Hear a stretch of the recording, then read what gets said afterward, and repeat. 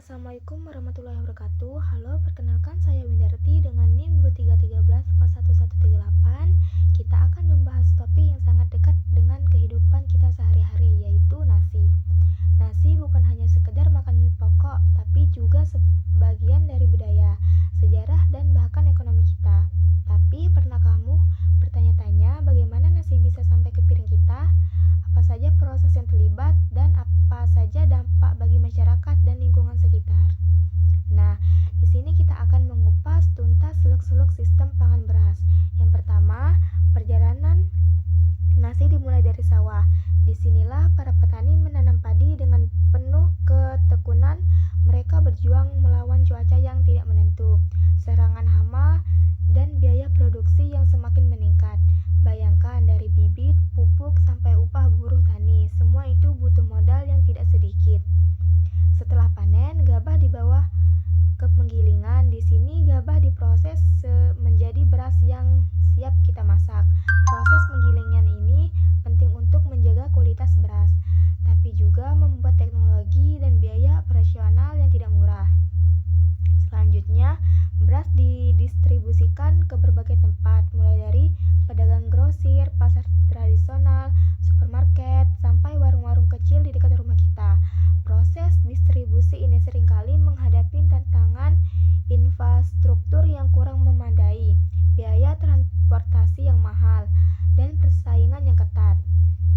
Kemudian beras sampai di tangan konsumen, yaitu kita semua. Kita masak nasi, kita makan bersama keluarga, dan nasi menjadi sumber utama bagi tubuh kita. Tapi sayangnya seringkali kita kurang bijak dalam mengkonsumsi nasi. Kita masak terlalu banyak dan akhirnya terbuang. Nah, di sini muncullah masalah pembuangan. Nasi sisa yang terbuang itu bukan hanya mubazir, tapi bisa mencemari lingkungan. Limbah makanan yang menumpuk di tempat pembuangan akhir akan menghasilkan gas metana yang merupakan salah satu penyebab pemanasan global. Dalam sistem pangan beras ini ada beberapa prinsip ekonomi yang sangat berpengaruh. Salah satunya opportunity cost. Setiap pilihan yang kita ambil selalu ada biaya yang harus kita korbankan. Misalnya, petani memilih menanam padi daripada jagung karena dia berharap keuntungannya lebih besar, tapi juga harus siap dengan risiko gagal panennya. Kemudian ada prinsip rasionalitas. Sebagai manusia, kita selalu berusaha untuk membuat keputusan yang paling menguntungkan bagi kita sendiri. Misalnya, konsumen memilih membeli beras yang lebih murah meskipun kualitasnya kurang baik karena keterbatasan anggaran. Selanjutnya ada peran pasar. Harga beras itu ditentukan oleh mekanisme penawaran dan permintaan. Jadi pasokan beras melimpah, harga akan cenderung turun. Sebaliknya, jika pasokan terbatas, harga akan naik.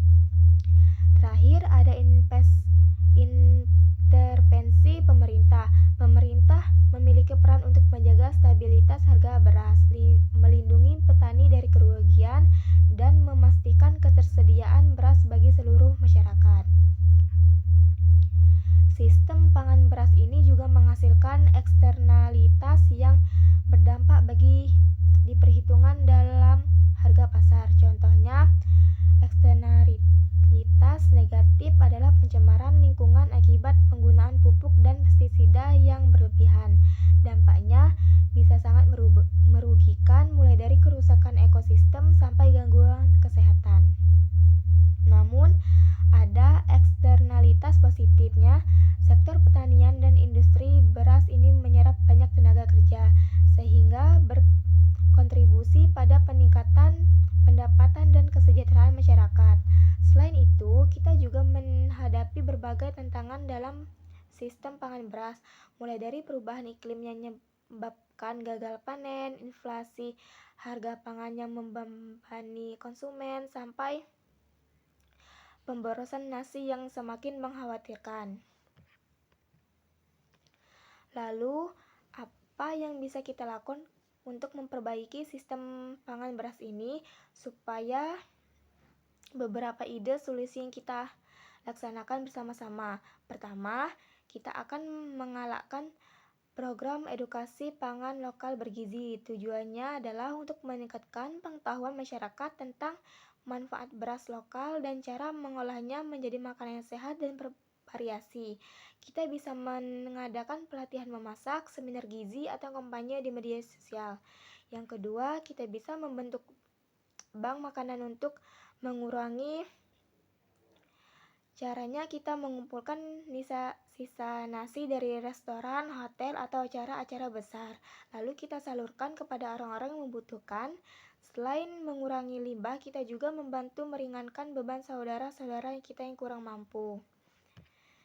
Itulah tadi sedikit pembahasan tentang sistem pangan beras. Semoga bisa memberikan wawasan dan menginspirasi untuk lebih peduli terhadap makanan yang kita konsumsi.